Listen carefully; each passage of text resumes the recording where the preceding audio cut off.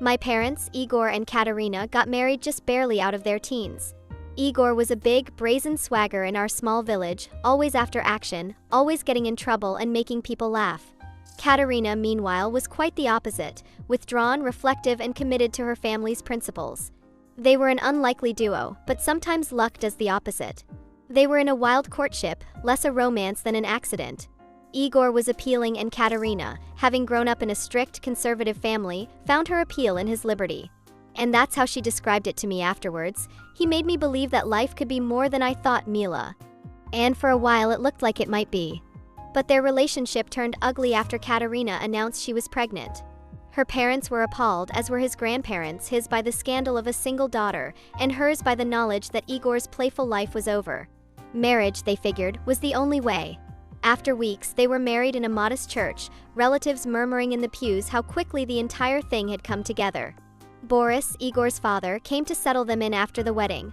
Boris was a tough, no-nonsense guy who had worked his way up the corporate ladder for decades, running a modest business empire. He was a man of action and of duty, and despite his disapproval of Igor's folly, he loved his son. Boris connected Igor with a business in a major city away from their village. It was a test for Igor, and a way of putting the young couple out of the gossiping mouths of neighbors. So Igor and Katerina gathered up their stuff and left the city for the one and only life they knew. I was born a short time after they were born, and our family was idyllic for a while. Katerina worked on taking care of me, and Igor put his life into his new venture. Yet as I got older, it was obvious the cracks in their marriage were present from the start. My mother Katerina grew up in a world where the wife's task was to serve her husband and uphold the honor of the family. Her mother, Galina, had brought her up with the idea that a good wife was quiet, compliant, and self-denial. Katerina brought those ideals with her to the city, even as it appeared that the rest of the world worked according to completely different rules. She never went out, never made friends, never spoke up. She lived for looking after me and keeping the house tidy. Igor was an ambitious and pragmatic man by contrast. Boris's business, which he had opened for him, did well, thanks to Igor's good humor and ability to interact. But the needs of managing or expanding company had him constantly on the go. He was never at home, never off duty, never really paying attention to his family. He took care of us in money, but in the heart, he was a ghost. Dinners were sometimes eaten alone, with Katerina and I at the table and Igor nowhere to be seen. We never longed for anything, even when he wasn't with us. Igor's success in business made us able to settle into a good-sized flat in a nice neighborhood. But as I got older, I learned that money was not going to make up for what was missing from our home. My mom was lonely. She had lost her energy and now she went about life as a ghost. These were the years that Katerina and I got close together. She would tell me about everything, her dreams, her frustrations, her experience in the village. I was her confidant, her advisor, and almost her only friend. I'd want her to try new things, get hobbies, be friends. And she never wanted to, telling me it wasn't her place to do this. But I also felt inside she wanted more. But then it happened. Katerina began walking in the park near our apartment building. It was trivial, it was an escape from the house to clear her head. But one day, on one of her walks, she ran into a woman named Daria. Daria was everything my mom was not, feisty, blunt, unapologetically her own kind. She was a personal trainer at the local gym, and her energy just brought people straight to her. The two women talked and became friends soon after. Daria asked my mother to go to her gym and Katerina at first scoffed, but I could see the spark of interest in her eyes. I encouraged her to give it a try because she'd have a lot of fun. But she did after weeks of easing her on the subject. Katerina's life was forever altered by the gym. She was shy and naive at first, but Daria put her on the right track. She found that she liked to exercise, not just for its fitness effects but for the feeling of accomplishment it produced. She slowly started to meet other gym goers, make connections, and create a social network for the first time in her life. I grew up and my mom transformed. She had become not a shy, stoic woman but a louder, taller, more happy person. But when Katerina blossomed, Igor started to see the change, and not very well. Igor's insecurities started to surface. Perhaps he was alarmed by Katerina's new strength of character. Perhaps he hated that she no longer had to be interested only in him. Whatever it was, his treatment of her became all the more threatening. He'd jokingly refer to her gym uniform, asking why she should dress like that. He'd make jokes about her workouts, that they were nonsense. But Katerina, bolded by her new identity, didn't let his words demoralize her. And it was during this time of tension that Igor returned home one night with a plan to alter everything. He promised Katerina an open marriage. He said he wasn't happy, their relationship had become boring, and he was ready for more room to be himself. Katerina was devastated. This was inconceivable to a woman who had been brought up to consider marriage holy. She came to me crying and shedding her heart. "Can you imagine, Mila?" she said, her voice trembling. "After everything I've given him, that's what he wants." I was furious. I told her she should be better, that she should quit him and establish herself. But Katerina, ever so true to herself, wouldn't. "I can't kill our family," she insisted. "Divorce is not an option." Igor's insistence on the open marriage concept exhausted Katerina. He interpreted it as a means to transform their relationship, but it was evident he was thinking mostly of himself. After months of denial and conversation with Daria and me, Katerina relented, but on condition. She demanded that their marriage be based on absolute honesty and transparency. They'd need to tell me everything, even if it hurts. Igor couldn't have been more excited, nearly drunk with excitement. He most likely thought of himself as a Casanova, seducing girls one after the other. But Katerina's nod was preceded by a mild leaning. I recall how she explained it to me. "I don't want this, Mila, but if it saves our family, I'll live with it." The irony of the episode would only be revealed long after. And at 41, Igor wasn't the jolly young man he once had been. Years of business lunches, tension and poor health had worn down his thighs and turned his hair gray. Meanwhile, Katerina was going strong at 39. She'd worked out and turned her body into an athletic, lean shape with confidence. She was shining more than she had ever. Shortly after, Igor took his freedom. His first victim was unavoidable, his secretary, a woman a few years his junior who had never seemed too desperate to stay late at the office. Igor disclosed the affair to Katerina, according to their plan, and she was neither jealous nor upset, just bored. "If he wants this," she said to me, "have at it." But there was a twist to Katerina's nonchalance. Daria and I convinced her to take a chance on dating for herself. It was just a joke, me playing with her idea of making an online dating profile, but the thought quickly became viral. I sat with her one night and helped her get it up and running. We selected professional pictures and wrote a bio that focused on her wit, personality, and adventurous nature. The response was overwhelming. In the course of hours, Katerina's inbox exploded.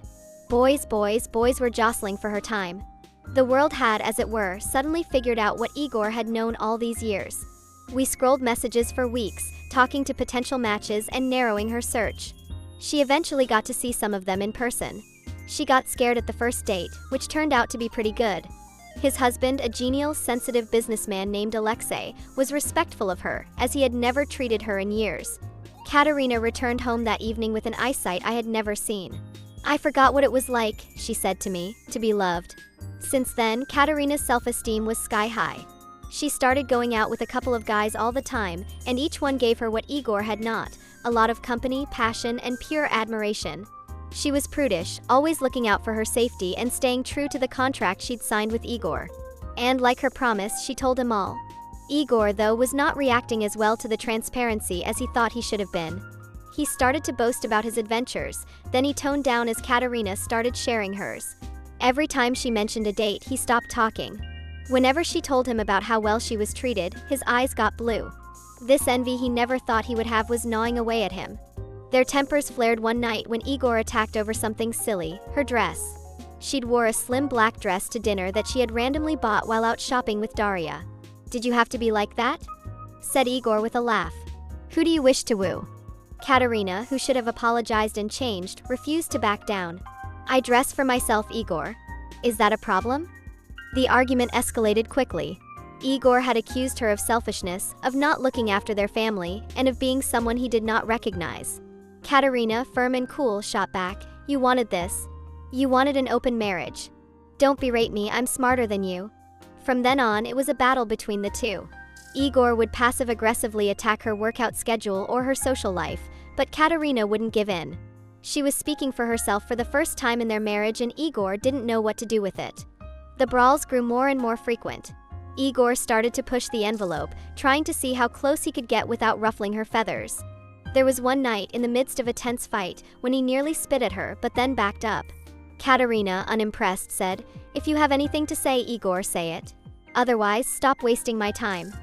Their marriage, already in trouble, was about to break apart. Igor attempted to go back and say they should break off the open marriage and just keep it the way it was. But Katerina refused. "How things were. She laughs with a cruel chuckle. What are you talking about, me being mute while you do what you want? No, Igor. That is not happening.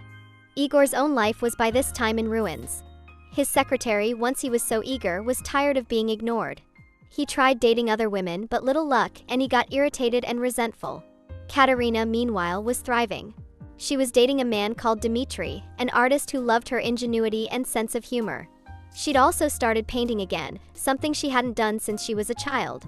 It was impossible not to see how different their lives were. Igor, the man at the center of their marriage, now couldn't keep up. Katerina, for all the darkness in his existence, had become an ember of courage and independence. But all the same, I still found myself in a bit of limbo. It hurt to watch my parents' marriage dissolve, even if for the best. Igor had been away the bulk of my life, but he was still my father. I wish for them both that he'd taken the same care of his family as he did his business. The bursting point was days after one of their most acrimonious disputes. Igor, unable to adapt to this new relationship, packed his things and fled. He took a room in a small hotel on the other side of town, giving up not only Katerina, but his life with her. Not long after, Katerina received divorce papers. Igor had had his play, now it was a real thing. The riot that followed was nothing any one of us had prepared for. In an effort to remain clean, Igor went to both sets of grandparents, his and Katerina's, spinning the narrative to play the victim. He accused Katerina of adultery and skimmed over the section where he'd campaigned for the open marriage. The grandparents showed up at our door within days, and it was a mess. Katerina, always calm, shook their hands, but it didn't take long for things to get out of hand. Igor's father, my grandfather Boris, accused Katerina of smearing the surname, and her father Victor retorted that it was Igor's fault. The two older men, who were friendly with each other before, were now shrieking in our living room, angry. Katerina let them squabble before she calmly grabbed her phone. She'd retained screenshots of her exchanges with Igor, of his insisting on an open marriage and what he did next. She took Boris and Victor's phone and showed them what she really was. The room hushed as they read through the messages, their faces morphing from rage to surprise. But there was a gap. The grandparents railed at each other and blamed their children. Boris accused Katerina's upbringing of leaving her too self-sufficient, and Victor replied that Igor was selfish and immature. Their wives, my grandmothers, mediated but made no difference. The grandparents stayed at home for a week and fought to bring Igor and Katerina back together. Their disputes spilled into every corner of the house like a war zone. Katerina, tired, couldn't help it. "This marriage is over," she insisted. "I am not going back to the invisible." And if all the grandparents' drama wasn't bad enough, Katerina's old church friends intervened. These women, who had long disdained Katerina as the woman from a small village, suddenly had the right to condemn her. They showed up at our door one afternoon and began to spout abuse, accusing her of having broken her religion. "You are a scandal, Katerina," one of them winked. "This is not the woman we knew." But this was not the old Katerina they were working with. She was poised, her voice firm, and said, "You don't know me. You never did. Now, kindly leave my home." And then she closed the door on them and left them burning on the porch. But the criticisms didn't stop there. Katerina's parents, too, even when supportive, sometimes attacked her appearance. Her mother Galina commented on her muscly body as too masculine. Her father Victor joked that she should cut it off. They were obviously struggling to work things out between the Katerina they'd grown up with and the confident young woman she had grown into. For all of this, Katerina had a faithful friend, Daria. She had her gym buddy by her side, and she encouraged and helped her in every way. When the grandparents were just too much, Katerina stayed over at Daria's and relied on her friend Daria. Daria even connected her with a divorce lawyer, so Katerina would be represented as best she could. And then came the twist that flipped the whole thing on its head. At the beginning of the divorce process, they learned that the company Igor had been operating all these years was not his. It belonged to Katerina. It had been named in her name by Victor before they got married, so that she always had hers. Igor had built his success over years on the dirt he'd known, and now it was disappearing. It was the greatest disappointment to Igor. He had always considered himself the breadwinner, the glue keeper. Now all he had was his pride, and even that was falling apart. He left the hotel and shifted to a cheaper flat, his high life whittled to a vapor. Katerina, meanwhile, was thriving. She got the divorce she wanted and gained the business and her independence. She was catching up with Dmitri, the painter she'd been meeting, and even selling her own paintings in the local galleries.